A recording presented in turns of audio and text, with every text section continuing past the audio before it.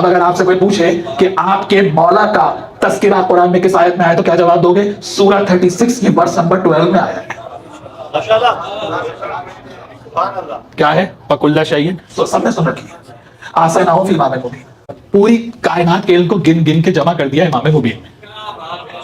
اب سارا علم امام مبین میں ہے. خود علی ہی سے پوچھ لیں اور بات تمام ہو گئی کہ امام مبین کیا ہے. عمار یاسر صفین میں ساتھ جب جا رہے ہیں صفین کی طرف، چوٹیوں کا لشکر آ گیا.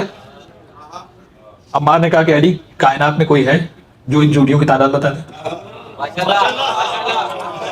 بس ایک جملہ کہوں گا میں، جب پہلو میں بیٹھنے والا نہیں جانتا علی کیا ہے. آج کے ملا 2 رکعت کے پیش نماز کہاں سے دعوے دار نکالا ہے کہ بہت فضائل پڑھ لی اب ضرورت نہیں ہے. عمار نہیں جان رہے تو عمار تم تعداد کی بات کر رہے ہو. انا عالم و کم فی ذکر و کم فی انثی، علی تو یہ بھی جانتا ہے اس میں مذکر کتنے ہیں مؤنث کتنے ہیں. کہ عمار تم نے قرآن نہیں پڑھا. ارے سورہ یاسین کی 12ویں آیت پڑھو، وَكُلَّ شَيْءٍ آسَيْنَاهُ فِي إِمَامٍ مُبِينٍ وَأَنَا ذَلِكَ الْإِمَامُ الْمُبِينُ.